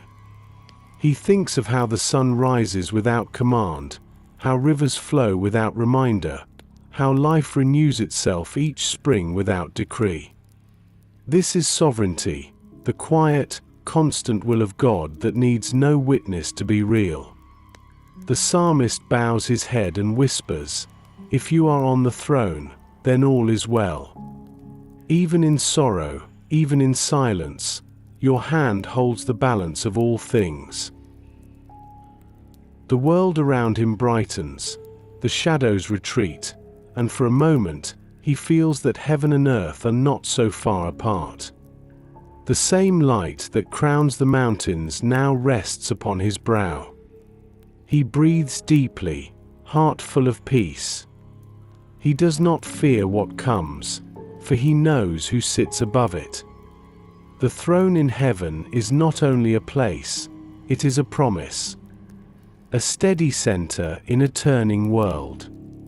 He lifts his hands gently, palms open to the sky. Bless the Lord, O my soul, he whispers, for his rule is love, his power is peace, and his kingdom has no end. The sun breaks fully over the horizon, gold pouring like water across the earth. The psalmist closes his eyes and lets it wash over him. The warmth feels like an answer, a quiet assurance that all creation lives beneath mercy's reign. And in that moment, his soul bows, not in fear, but in perfect rest. The morning is fully awake now.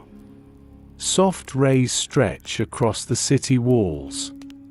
The kind of light that feels alive, purposeful, aware.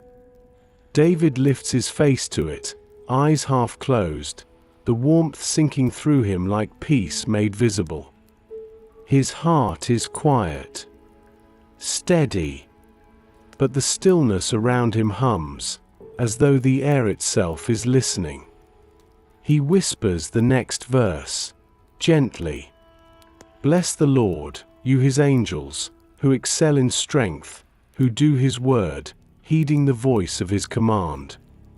The words float upward, light as incense. And he pauses, imagining them carried into unseen realms. For a moment, the psalmist lets himself wonder. How near are they, these messengers of light, these unseen servants who move at the sound of God's breath? Perhaps closer than thought itself. Perhaps standing even now, watching, waiting, worshipping. He opens his eyes slowly. The morning air glimmers faintly, motes of dust turning to gold in the rising light. He smiles. For in the smallest shimmer, he senses something greater. He imagines the invisible multitude that surrounds the throne, beings clothed in radiance, voices tuned to obedience, joy in every motion. They do not question. They do not delay. When the word of the Lord goes forth, they move. Swiftly, surely, joyfully. He whispers, "Bless the Lord, you his angels," and lets the sentence trail off. His heart finishing what his tongue cannot say. He thinks of their strength, not in might, but in purity. Their power lies not in force, but in alignment. They are strong because they resist nothing that God commands. They live as light does, effortless, because they never move against the source. David lowers his head and breathes deeply. How unlike mankind, who wrestles even with love, who questions mercy, who hesitates before obedience. And yet, even in that weakness, God is patient. Even rebellion becomes invitation, a chance to return to harmony. He whispers softly, "Teach me to obey as they do, to move when you speak, to rest when you are silent."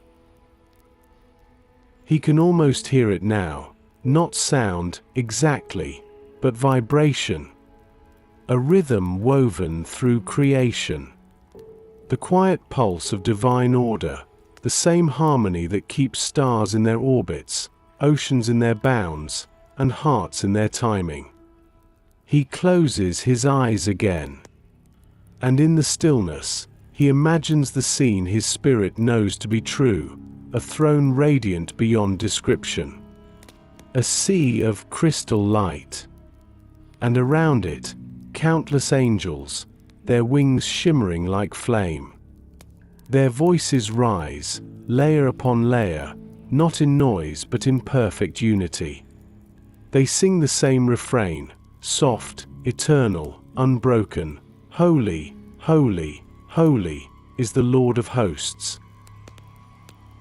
He feels small, not in shame, but in wonder. Small in the way a drop belongs to an ocean. He smiles through quiet tears, whispering, "So even the angels bless you, and now I join their song." He stands, slowly, stretching his arms toward the heavens. The air feels different now, thicker somehow, charged with reverence. He doesn't need to see them to know they are near. For where praise is spoken, heaven leans close. Where obedience is pure, the unseen rejoices. He murmurs softly, "You have set them around us, Lord." Not as distant beings, but as guardians of grace. They carry your mercy like flame, burning, yet never consuming. Moving, yet never lost. The wind shifts suddenly. A gentle rush, like wings brushing past. He feels it sweep across his shoulders, raising gooseflesh on his skin. He doesn't turn. He doesn't need to. He knows. He whispers with a trembling voice, "Bless the Lord, all you his hosts. You ministers of his, who do his pleasure." He pauses, his breath shallow with awe, and then smiles softly, realizing that all creation, seen and unseen, is part of the same worship. The angels above, the wind around him, the heart within him, all echoing one truth, that to serve the Lord is not duty, it is joy. He lowers his hands, the air now calm again. A deep stillness fills him, the kind that comes only when the soul stands near the edge of eternity. He whispers one final line before sitting again, "Bless the Lord, O my soul. For I, too, am part of his kingdom of light." The breeze moves once more, gentle, brief, and gone. But the peace remains, settled like sunlight upon water. Holy, quiet, complete. The morning has widened. The sun now stands high, its light soft as honey upon the land. Every sound around the psalmist hums with gentle life, the rustle of trees, the song of unseen birds, the quiet chatter of water over stone. It is as though creation itself has joined his prayer. And every breath of wind is a hallelujah. He whispers the next line of his psalm, voice trembling in awe, "Bless the Lord, all his works, in all places of his dominion." He lets the words linger. And then, softly, he smiles. All his works, every creature, every hill, every star. Each living thing is a verse in the same eternal song. He looks around him. The olive trees sway slowly, leaves shimmering like small mirrors for the light. A small bird lands near his foot, pecking the ground before lifting again into the air. A bee drifts lazily from blossom to blossom, unhurried, sure of its purpose. The psalmist watches these simple movements, and his heart swells with recognition. They are praising, not in words, but in being. The trees praise by standing. The river praises by flowing. The bird praises by flying, the bee by gathering, the light by shining. Each fulfills its purpose, and in that, each glorifies the one who gave it life. He exhales slowly, the air leaving his chest like a sigh of understanding. This is worship. Not only what is spoken, but what simply is.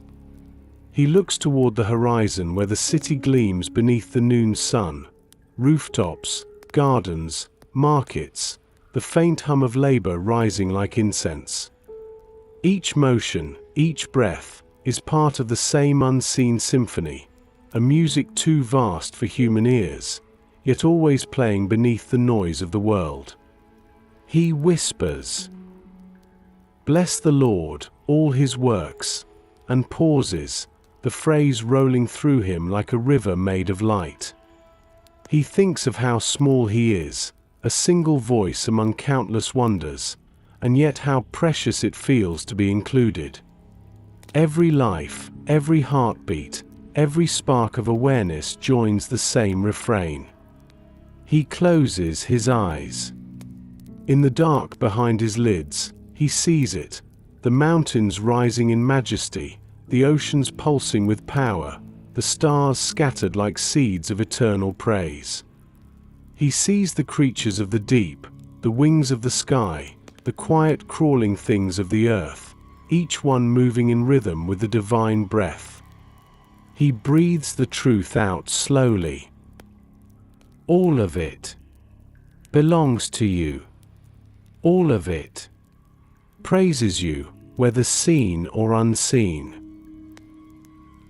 He opens his hands upon his knees, palms upward. Even the smallest movement feels holy now. He senses his own body as part of this creation, the same dust, the same breath. His pulse echoes the heartbeat of the earth. His inhale carries the same air that once passed through Eden. He is not apart from creation. He is creation, and creation praises through him. He whispers, almost in awe, "You do not need my words, Lord. And yet, you love them. You do not need my song. And yet, you listen. You allow me to add my small voice to the choir of the universe." He looks to the sky again, impossibly blue, wide, alive with light. Clouds drift like sails upon a sea of heaven. He imagines that each one carries a prayer from somewhere on earth. A sigh from the weary, a whisper from the grateful, a cry from the lost. All rising into the same mercy, all gathered into the same divine hearing. The psalmist bows his head. In this vastness, he does not feel insignificant, he feels embraced. The God who rules galaxies also attends to the sparrow. The one whose voice shakes the heavens also speaks softly to the human heart. He whispers the line again, slower. "Bless the Lord, all his works," and then adds, "In every place where your will is done, in heaven and in heart alike, may your name be adored." A gentle gust stirs the air, the olive leaves clap softly together. The grasses bend and rise. And even the silence seems to shimmer with unseen praise. David closes his eyes again, overwhelmed by the beauty of it all. He feels the peace of belonging to something infinitely greater than himself. All the striving, all the noise, all the worries of kingship and life, they fade like mist in the light of this revelation. Everything worships. Everything breathes his name. Everything that exists exists because love sustains it. He lets his lips move once more, barely audible. Bless the Lord, O my soul, and pauses, feeling his voice join the wind, the water, the trees, the stars. For in that moment, all creation seems to lean closer, to whisper the same eternal word. Together, blessed be the Lord. The day drifts toward evening once more. The light softens. The edges of the world blur into gold. The psalmist remains seated beneath the olive tree, where this journey of remembrance began.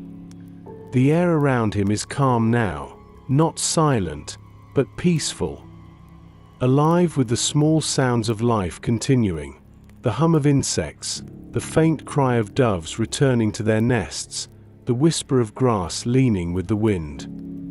He breathes deeply, slowly, as though drawing the last rays of sunlight into his chest. His heart is full, not with excitement, but with stillness.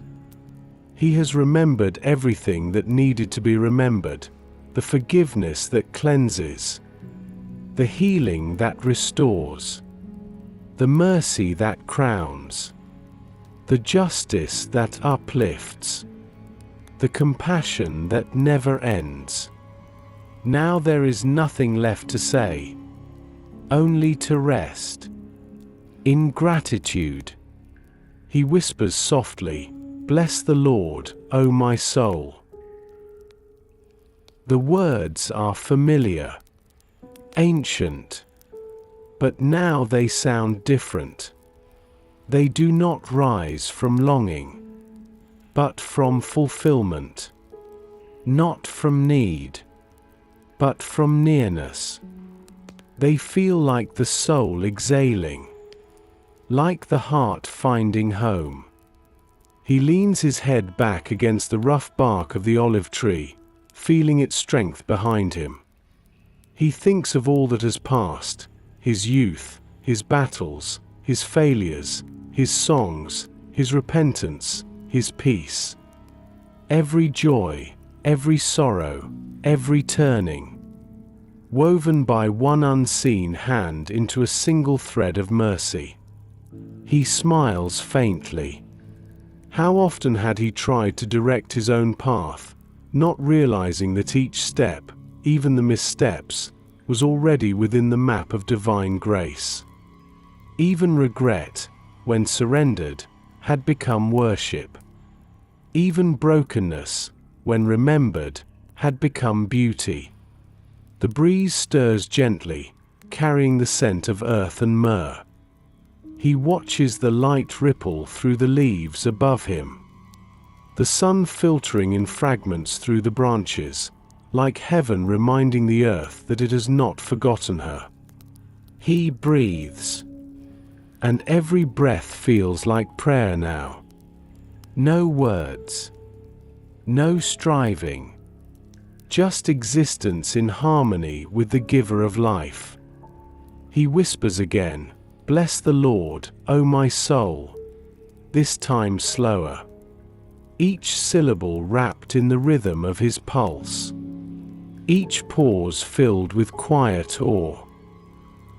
He closes his eyes. The memory of his younger self rises within, the boy with the harp, sitting in a field, singing to the sheep and the stars. Back then, he did not know the cost of faith, the weight of love, the ache of loss, the long road of trust. But he also did not know how deep God's goodness could go. Now, with years upon him, he knows both, and finds peace in their meeting. He murmurs softly, "Bless the Lord, for every dawn you gave me, and every night you stayed beside me." He pauses, listening to the wind slide through the trees like breath across strings. The world feels like a psalm now, every sound a verse, every shadow a rest note. He opens his eyes again and looks toward the horizon, where the light begins to fade. It is beautiful, this ending. Not an extinguishing, but a return. The day goes home to where it began. And so, too, will he. He whispers quietly, "You are in the rising and the setting, in the beginning and the end. You are the first sound the morning hears, and the last peace the night remembers." His hands rest open upon his knees, empty yet full. He no longer needs to ask for anything. He has found what cannot be taken, the unbroken rhythm of mercy within every heartbeat. The air grows cooler now. A faint mist gathers over the fields, and the last light touches the tops of the trees with a soft glow. The psalmist feels the weight of years upon his shoulders, but it no longer feels heavy.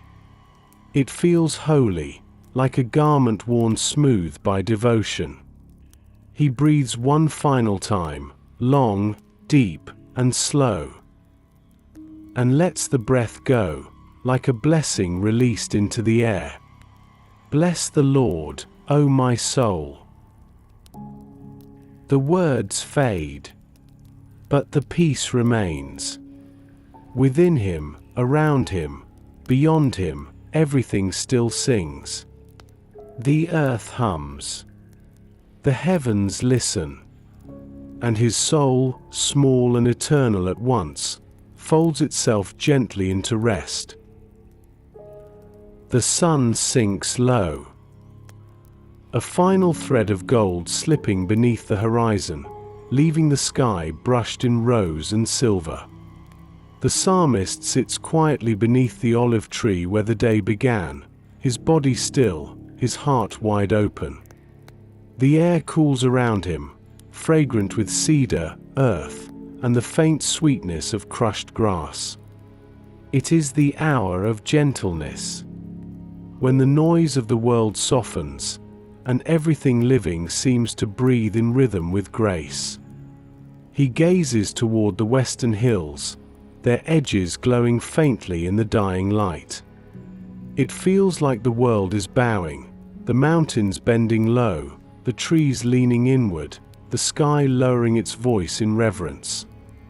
This is the hour of surrender. The hour when even light obeys the call to rest. He whispers softly, "Bless the Lord, O my soul." The words feel like a lullaby now, not a song of striving or even of praise, but of release. He breathes deeply, letting the cool air fill his lungs, and feels the same truth settle again within him. Every moment, bright or broken, has been carried by mercy. Every joy, every sorrow, every breath, held within the same everlasting love. The psalm has come full circle. It began with awakening, the soul stirring from forgetfulness, learning again to bless.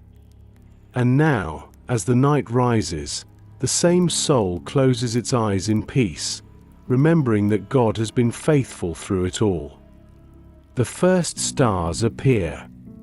Small lamps hung in eternity's window.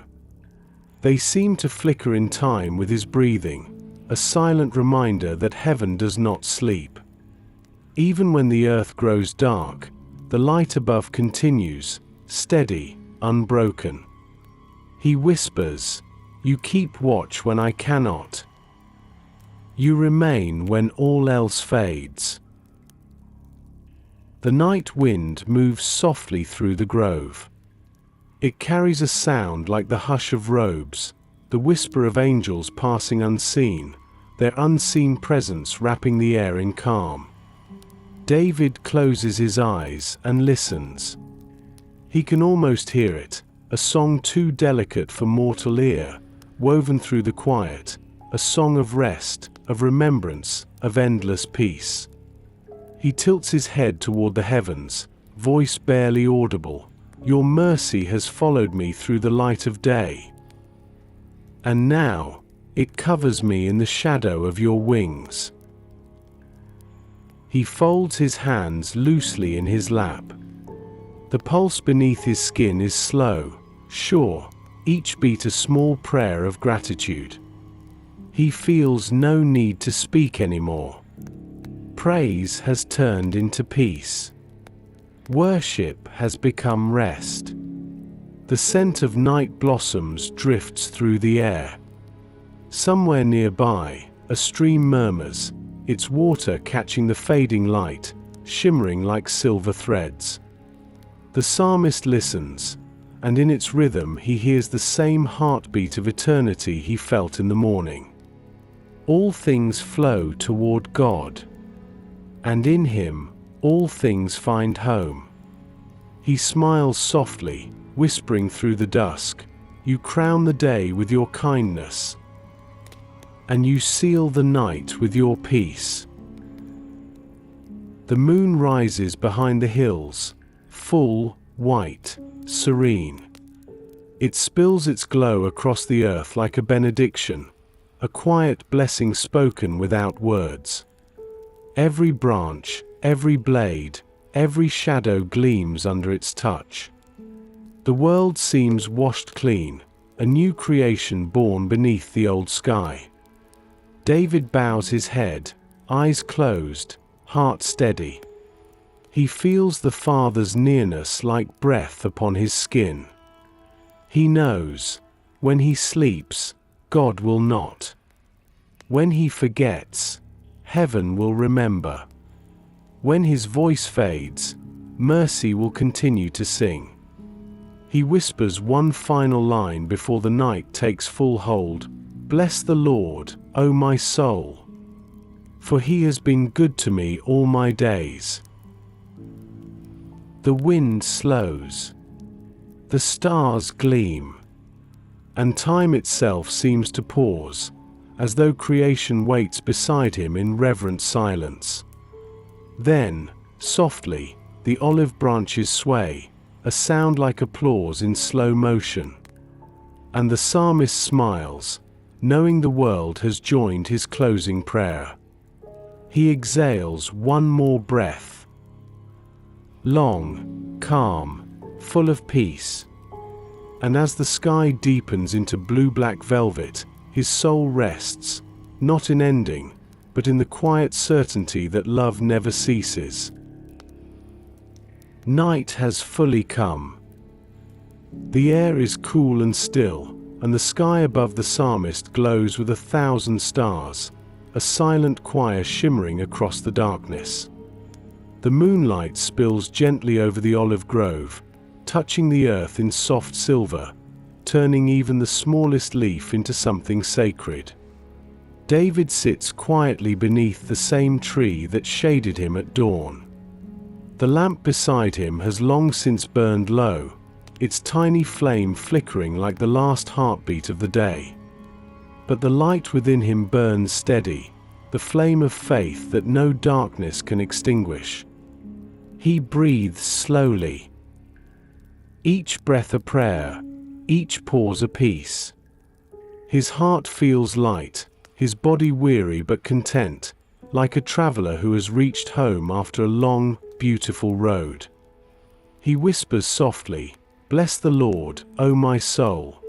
The words are both beginning and ending, Alpha and Amen. They began in morning's gratitude, and now they close in night's rest, yet somehow they still feel new. He gazes upward, eyes tracing the stars. They seem infinite, a sea of glimmering mercy stretching across eternity. And he realizes, this is the truth his psalm has been leading him toward all along, that nothing in creation stands apart from praise. Every star that burns, every wave that falls, every breath that rises, each one declares the same endless refrain, "Bless the Lord." He smiles faintly, tears gathering in the corners of his eyes. How small he feels, and yet, how held. He thinks of the long years behind him, the victories, the wounds, the songs, the silence. All of it, he now sees, was one long prayer. Every joy a hallelujah, every sorrow an offering, every moment a note in the melody of grace. He murmurs, "Even my failures sang of you, because your mercy turned them into wisdom. Even my tears praised you, because you were the one who caught them."